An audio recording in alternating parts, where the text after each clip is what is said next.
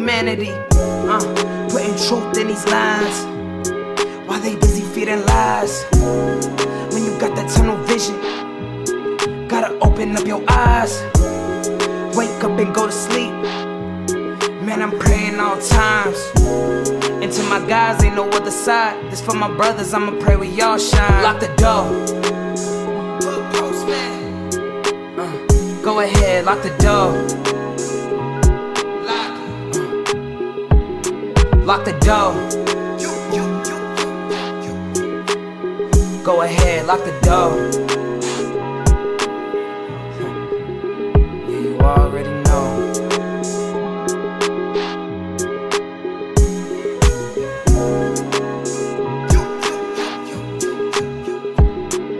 Depending on the lessons, some people eat, some people learn. But the game is gonna send you big.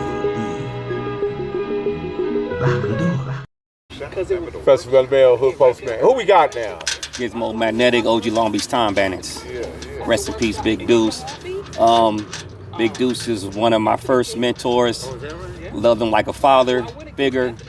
Taught me a lot about life. Miss him dearly. He went to the Essence in 2014. So I really appreciate you, man, getting these brothers this history out on tape, man, because it's been a long time coming.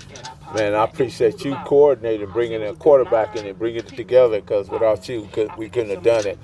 Giz, Yes, what attracted you to all this? Well, I'm the youngest of all the bunch, you know, so I'm the baby. I'm 50, so I will be considered the last of the generation that saw a lot of the originals.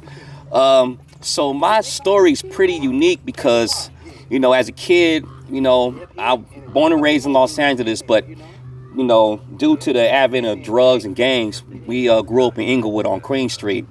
Went to played at Darby Park back in '82. We moved to from Inglewood to Compton, and then we moved to Bellflower. And that's a very interesting thing because when we first moved to Bellflower, there was an apartment complex. At the time, it was called the Small World Apartments. And now it's called the Sherwoods. So we moved in there like in 1983. And it was these brothers up in there getting down.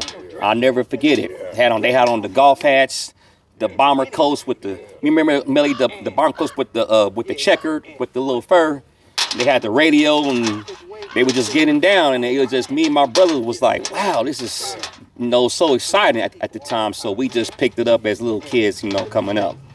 So it's a fascination to you, and then how did you develop your skills? Basically, well, we were young. At that time, I was like around, I think, 9 going on 10. So I was, we just mimicked wherever we saw. So during that time in '83, it was just waves, touch, ticking,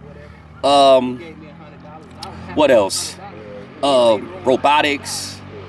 But, and we tried our hand at breakdancing. But breakdancing was very hard to do because you need to really have like a strong set of legs and a body to be able to do those moves. So I never really did master that, you know, per se. We was more into like the pop locking and stuff. And what was some of the, if you have to make an estimate, what was some of the most difficult moves to perform in all of it? I would say the stuff that I learned from Deuce and the homie OG Hurdle, my teachers, and I would say for me personally, is animation, 3D, and I'll say ticking, animation, and 3D. And what is then the difference between animation and 3D? Because it seemed like they would be similar. Animation is like, it comes like the big homie was saying about Sinbading. Sinbading came from the movie, big homie? The Seven Boys of Sinbad. So that was like in the mid-'70s, late '70s. So a lot of the big homies was experimenting with these styles because at that time, you know, like he said, the styles were just coming into fruition.